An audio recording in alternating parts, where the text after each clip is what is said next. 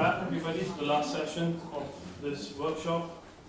Our next speaker is Esposito from the University of Latvia, and he'll be speaking about nonlinear degenerate cross-diffusion systems with nonlocal interest. So introduction. So first of all, I would like to thank the organizers for the invitation. I'm really glad to be here. And okay, so now I'll talk about the joint work with Francesco and Fagioli, both from the University of Latvia, about a class of systems of PDEs with nonlinear and degenerate cross-diffusion and nonlocal interactions. So, okay, let me start with a very brief introduction on the problem. So, as you have already seen in this workshop, there are a lot of phenomena in biology, particle physics, in social sciences, which can be described through a discrete set of n-interacting particles. So let's start by considering n particles located at different positions given by x1, x2, xn, depending on time on Rd with given masses. And you can think of these particles as I don't know, agents or cells, for instance. Okay, so now assume that each particle is subject to some interaction forces depending on the position of the other particles. And let's assume that there is no inertia in the system, so basically we are assuming that the variation of the velocity is much smaller than the spatial variation.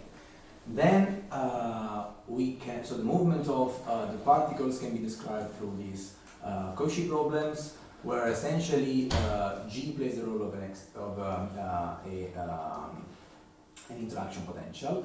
So the velocity of each particle is described as an average of all the forces exhibited by the other particles on that particular particle.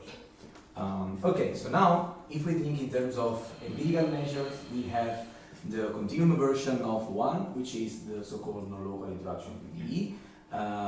And this equation has been studied a lot from several authors. Let me just mention these two papers.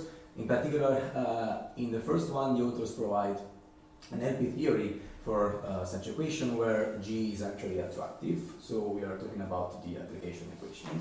And so one of the main features of this equation is that the solution may blow up in finite time. And so it's very important to have a theory which goes beyond the blow-up time. And this is provided by the second paper here, where the authors prove existence and uniqueness of weak measure solutions in the context of Hausdorff spaces.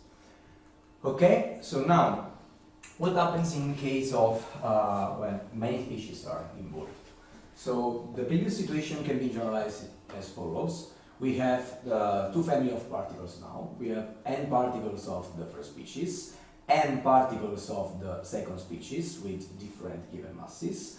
And so now the movement of the particles can be described through this system, where of course now we have to take into account that there are two kinds of interactions, because there are interactions between particles of the same species, and this is modeled here by the so-called self-interaction potentials, H1 and H2.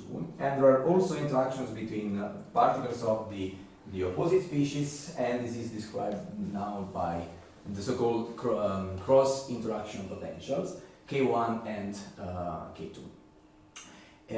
As before, so if we think in terms of empirical measures, we have the continuum version of system 1, which is a system of nonlocal interaction PDEs, studied for the first time by Francesco and Fagioli in 2013, and I will go back to this system later on.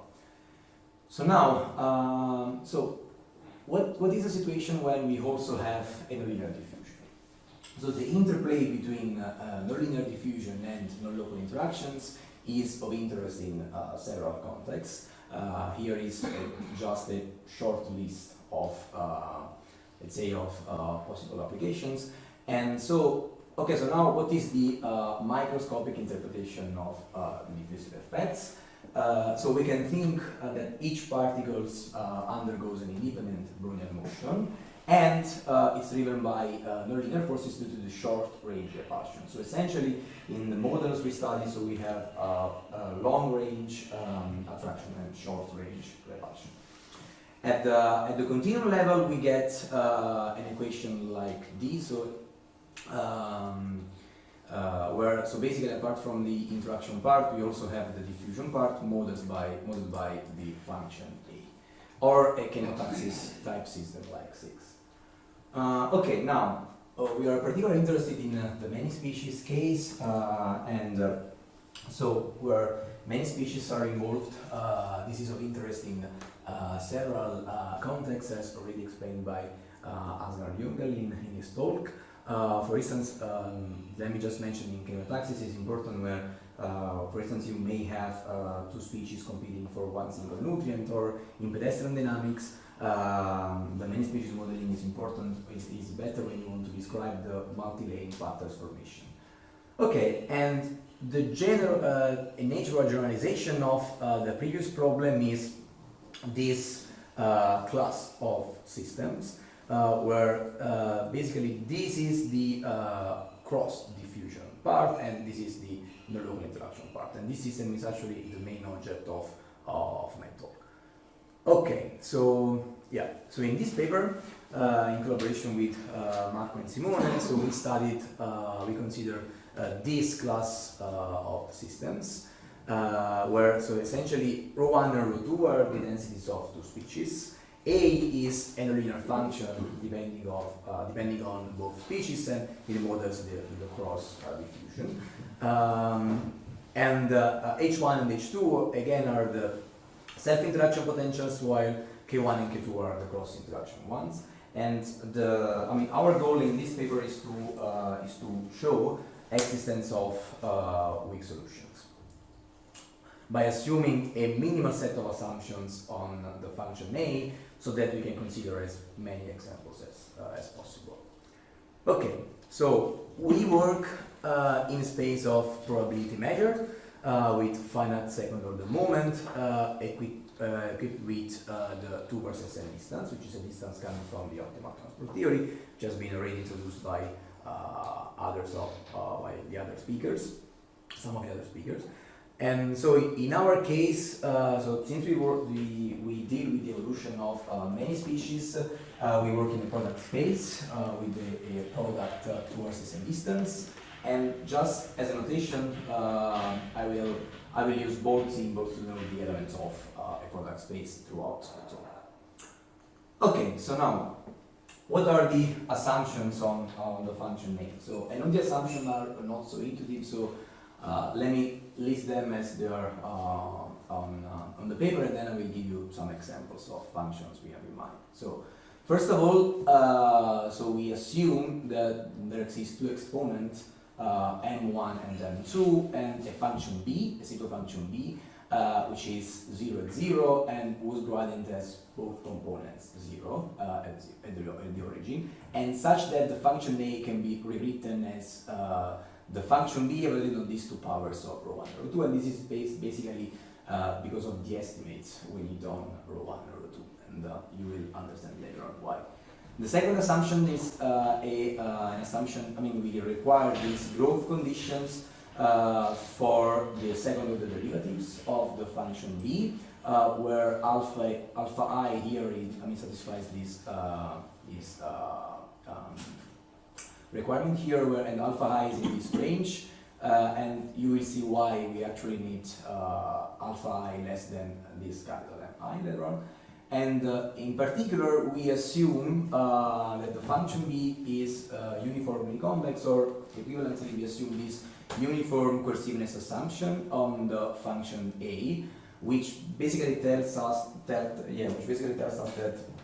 we are considering cross-diffusion functions where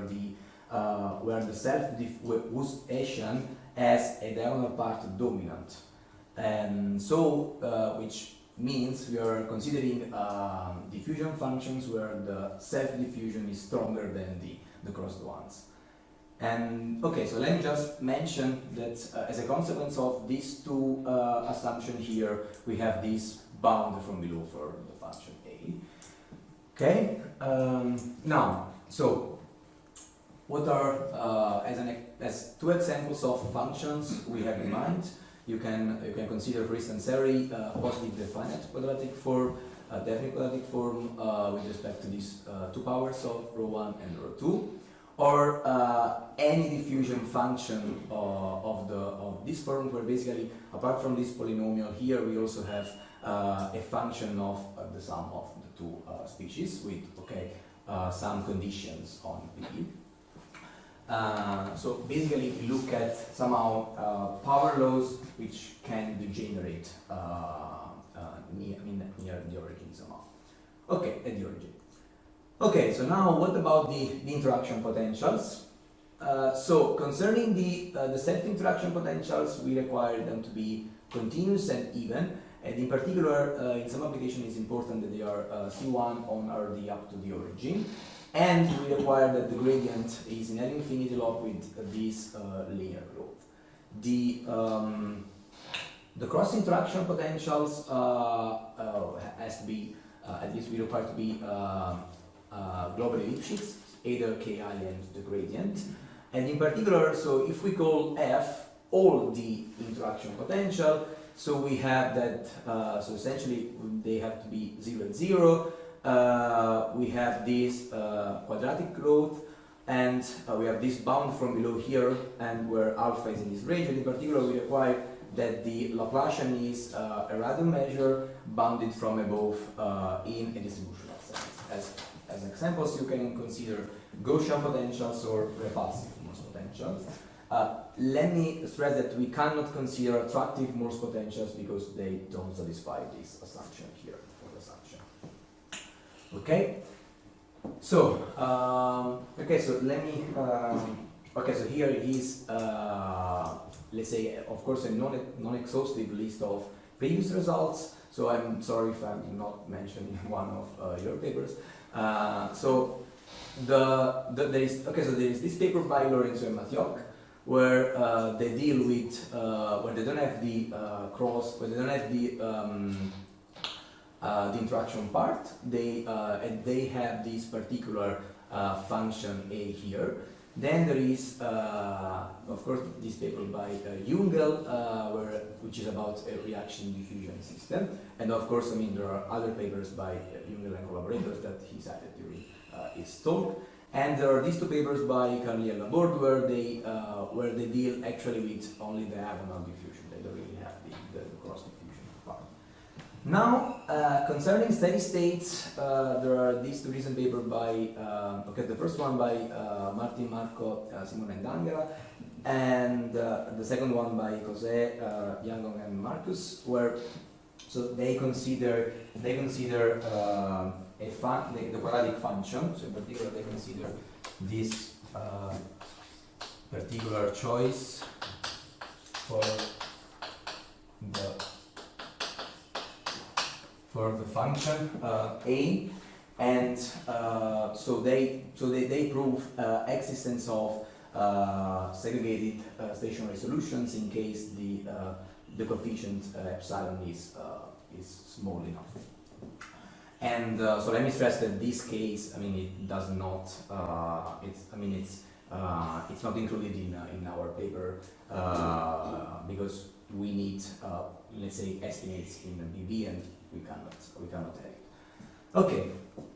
So as I said, the goal is our goal is to prove existence of weak solutions. So this is the standard definition. Let me just stress the regularity we have of the solution. So we have that rho I is in this space, L alpha I, where alpha I is in this range, and in particular the gradient of rho I to this power is in L2 time space. And so the strategy we use is to apply a semi-implicit version of the JordanKinderlehrer-Otto scheme and the flow interchange technique.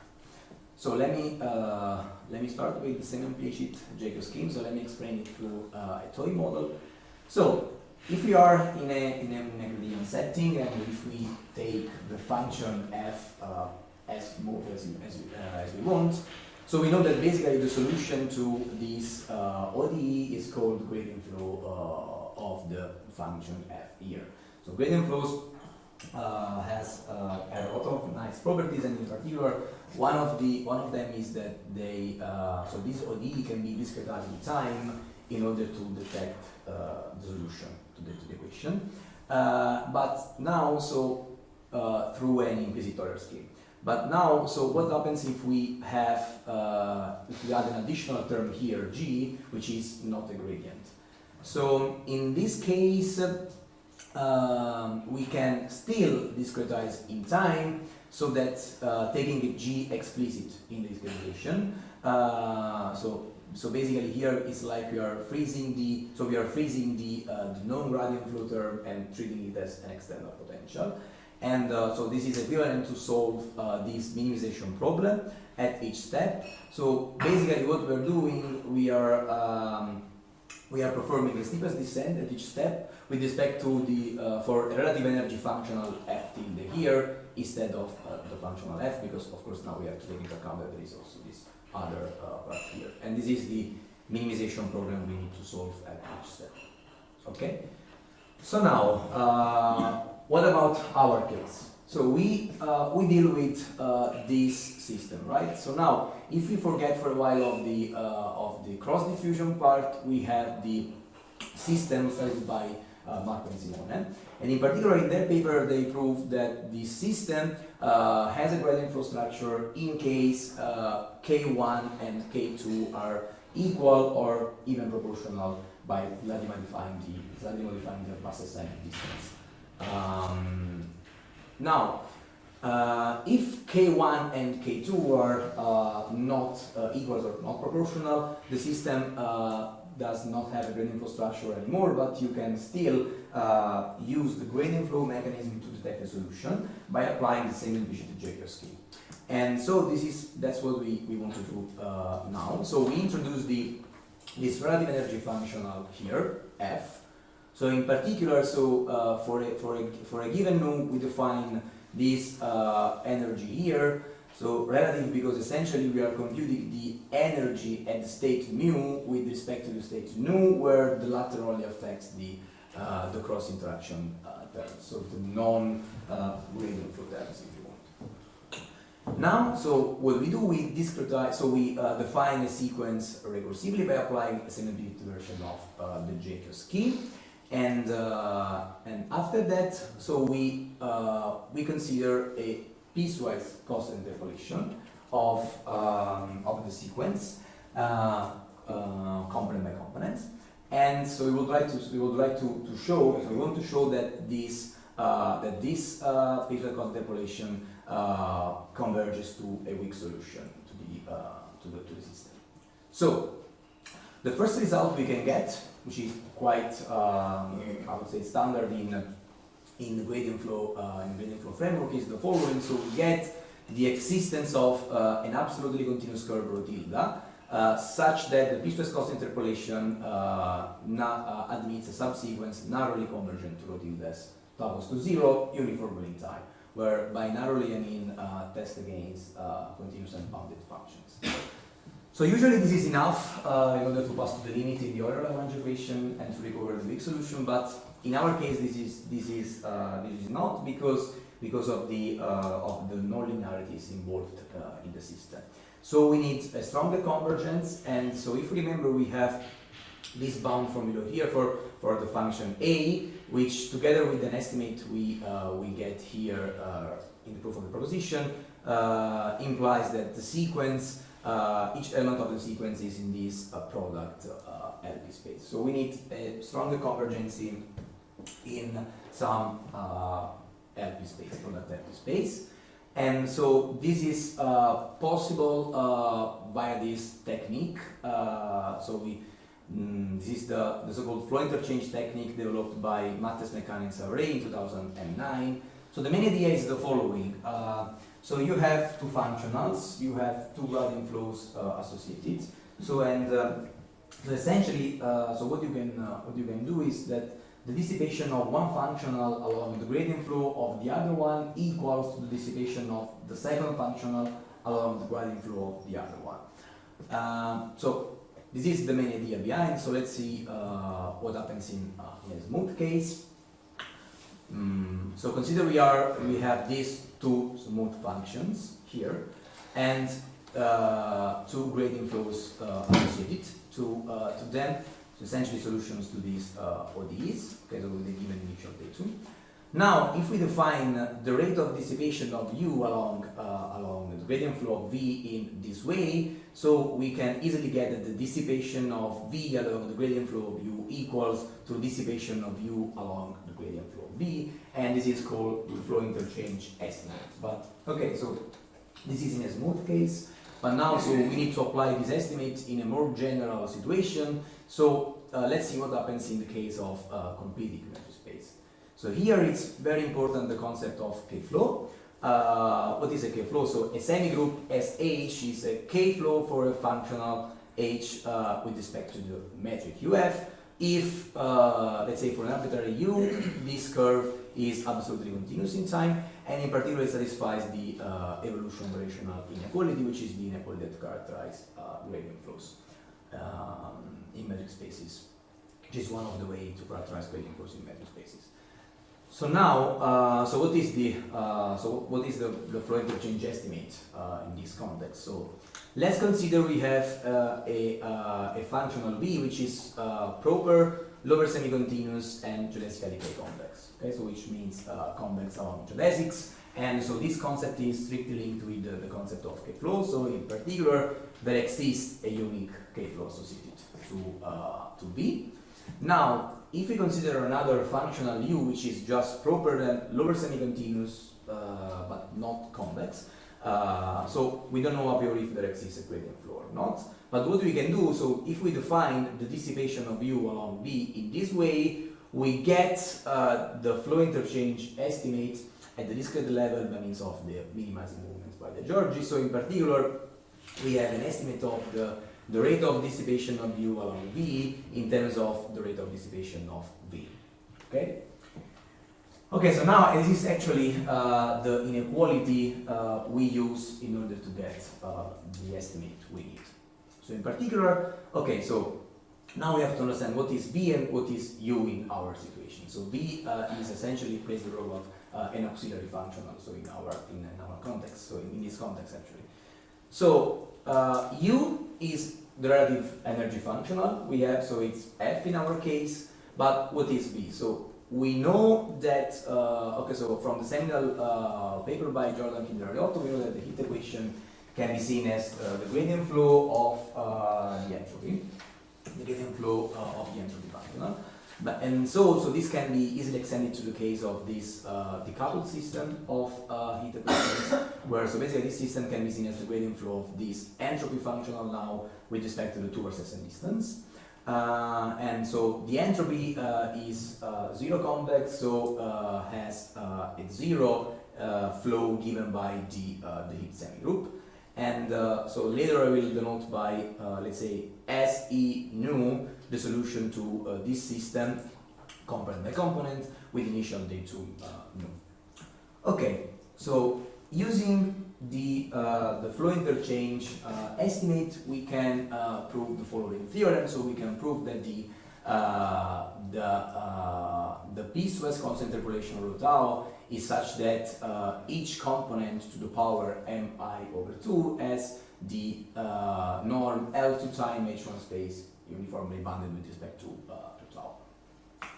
Okay, so what is the idea? So where do we use, why is the flow interchange estimate useful? Because essentially, if we, from the definition of the sequence, if we take as a competitor of rho tau n plus 1, which is one of the minimizers, if we take as a competitor of this guy the solution of the previous system, so let me call it the heat system with initial datum rho tau n plus 1, we get this inequality. Now by adjusting the terms, dividing by s and passing to the lim sup, we get this first inequality here. And then since the heat semigroup is a zero flow, we can use the AVI, and so we get the flow interchange estimate. And now, starting from this estimate, using the coerciveness assumption on the on the function A, and okay, so of course other considerations, so we get the result. As corollary, we obtain that so the subsequence coming from the first proposition I showed you actually converges strongly in this product empty space to rho tilde, and this is performed by using a refined version of the Aurelian lemma due to Rosen-Savary. And by applying Garden-Nierenberg inequality, we actually get a better convergence in this product LP space, where actually this is where the capital MI comes from. Okay, in the assumption. That's why we need the both condition on the second order derivative of B of the function B. And finally, so we can get the final theorem. So we can show that the approximating sequence converges to up to subsequence to a weak solution to the system. The idea of the proof is the following. So we consider two consecutive steps from the Semi-Implicit JKO scheme, and we perturb the first component of rho. We start by perturbing the first component of rho tau n plus 1 in this way. So through the this map P epsilon here. And now, so again, from the minimizing property of rho tau n plus 1, we get this inequality, taking rho epsilon as a comparator of rho tau n plus 1. We divide by epsilon, we send epsilon to 0, now we have the right convergence, and we get the weak solution, of course, by repeating this procedure for epsilon negative, so that here we have the equality, and by repeating again for the second component this procedure. And okay, so in conclusion, we prove existence of weak solutions to this class of system of PDEs with nonlinear cross-diffusion and non-local interactions. And okay, so as future work, I would really like to say something about uniqueness for the solution that has been already said by Martin. Is quite a difficult problem. It would be nice to remove the coerciveness assumption on the function A, and okay, so actually together with Martin, Marco, and Simone, we are actually studying steady states associated to this system. Okay, thanks a lot for your attention.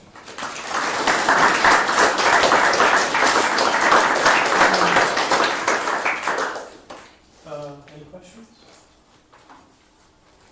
Small question concerning you mentioned that your assumption does not allow to have attractive interaction potential, but on the other hand, you have the diffusion. Is there any chance that you borrow something at least to handle the peak?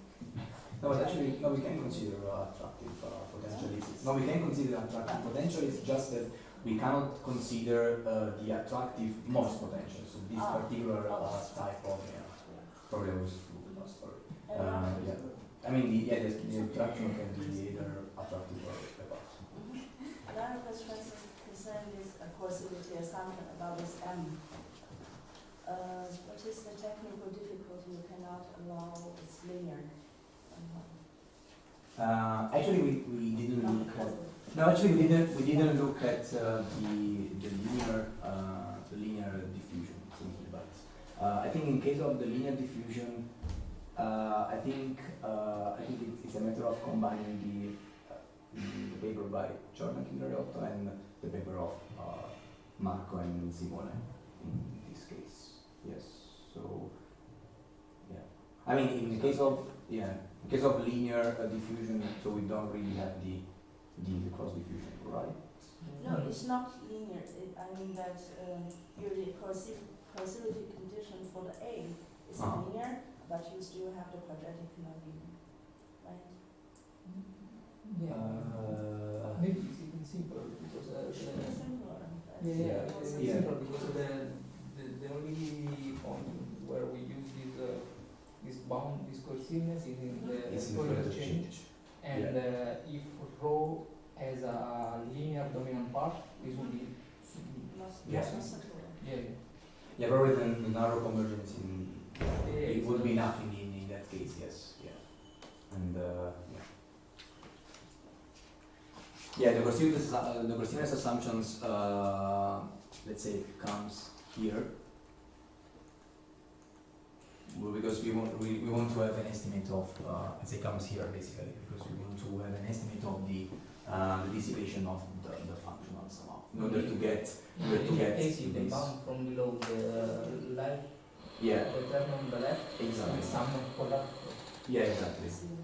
Because we rewrite this guy as the somehow the integral of the derivative of the function f, the function of f, and so from that we get the. Okay. Time for one more question, maybe? I have a question related to the assumptions on your. So the assumptions on your cross interaction potential are kind of stronger than the one on the self interaction. So you allow like Lipschitz singularities and Yes, yes. but not in the cross interaction. Is there any intuitive reason for it? Yeah, the reason is so essentially is in order to prove this proposition here. Okay. Yes, we need them to be Lipschitz because we need because we need So you need the we need uniform. We need let's say the Varsasen distance is bounded from above by constant times tau. Okay. Let's say I don't remember the uniform. What it's called? I remember what's the name of this estimate now. Yeah. Okay. That's the let's say the problem why we need more regularity for the cross interaction. Okay. Yeah, let's thank the speaker again.